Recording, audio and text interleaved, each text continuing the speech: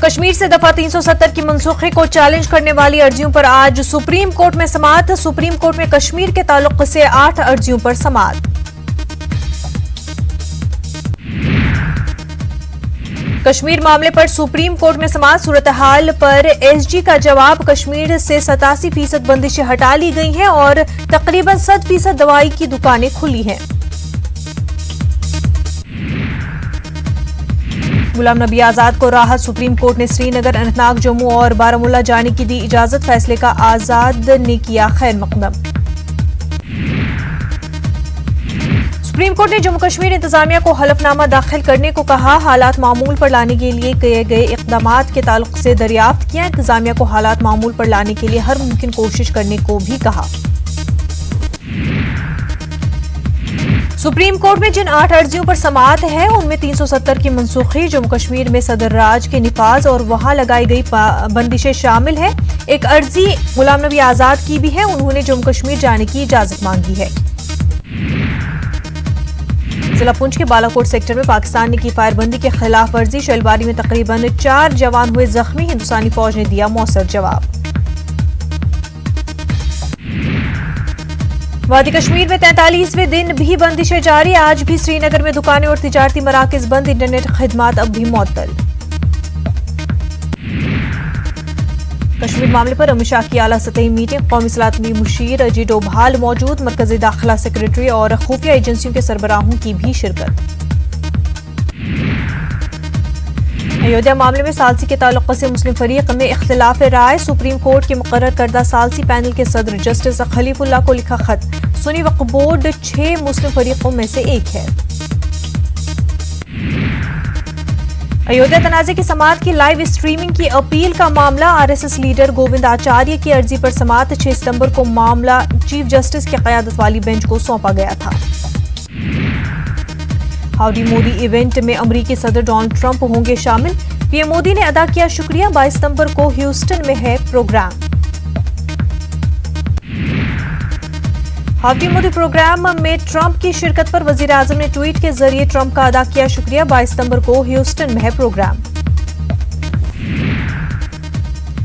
हैदराबाद में Saint Francis women college में dress code नाफिज, घुटनों से नीचे कुर्ती पहनने पर दिया गया जोर। कॉलेज के बाहर लड़कियों का एहतजाज।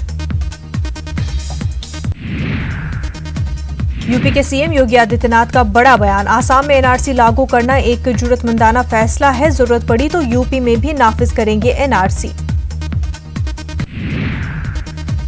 हरियाणा के वजीर आला मनोहर लाल खट्टर ने आसाम की तर्ज पर हरियाणा में भी एनआरसी पर अमल करने का इशारा दिया। खट्टर ने हरियाणा में भी एनआरसी लागू हो ऐसा कहा है। राज्यसभा मेंबर वाइको ने सुप्रीम कोर्ट से कहा, फारूक अब्दुल्ला से मेरा राब्ता नहीं हो पा रहा है। वाइको की अर्जी पर मरकज को जारी किया गया नोटिस। मरकजी हुकूमत ने वाइको की अर्जी पर जताया एतराज, कहा वाइको फारूक अब्दुल्ला के रिश्तेदार नहीं है। अदालत ने अपने फैसले में बदलाव से इनकार किया, मरकज से मांगा जवाब। जैश मोहम्मद की तरफ से रोहतक रेलवे स्टेशन समेत मुल्क के 1 दर्जन से ज्यादा रेलवे स्टेशन को धमाके से उड़ाने की धमकी, कई मंदिरों को भी धमाके से उड़ाने की धमकी, कई रेलवे स्टेशन मास्टर्स को हुआ खत मौसूल।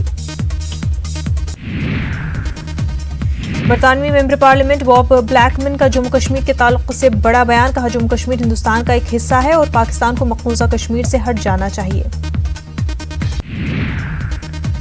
लखनऊ में 6 साला बच्ची का कत्ल, इस्मत रेजी के बाद बच्ची का किया गया कत्ल। बच्ची के वालिद के दोस्त ने ये घिनौना काम अंजाम दिया। मुल्क भर में हुजूमी तशद्दुद का सिलसिला जारी। बिहार के कटिहार में बच्चा चोरी के इल्जाम में भीड़ ने एक खातून को जमकर मारा पीटा। कुछ लोगों का कहना है कि खातून जहनी तौर पर माजूर थी। शेयर बाजार में कारोबार की शुरुआत आज अच्छी नहीं रही। सेंसेक्स 250 पॉइंट्स लुढ़का, निफ्टी में भी 11,000 पॉइंट्स की गिरावट। एनआरसी मामले पर मुस्लिम मजलिस मशावरत का बयान, इस बात में कोई सच्चाई नहीं है कि बांग्लादेश से लोग हिंदुस्तान आ रहे हैं। बीजेपी लीडर सुरेंद्र सिंह ने ममता बनर्जी को दी धमकी, कहा ममता बनर्जी अपना रवैया बदले वरना चिदंबरम जैसा होगा हश्र। मगरबी बंगाल की वज़ीर आला ममता बनर्जी ने मरकज की नरेंद्र मोदी हुकूमत पर शदीद हमला करते हुए कहा कि सुपर इमरजेंसी के इस दौर में लोगों को उनके हकूक और आज़ादी की हिफाजत के लिए हर मुमकिन कोशिश करनी चाहिए। सीपीएम ने बीजेपी के एक मुल्क एक ज़बान के नजरिए की मुखालफत की है और इसे आईन के मुखालफत बताया है।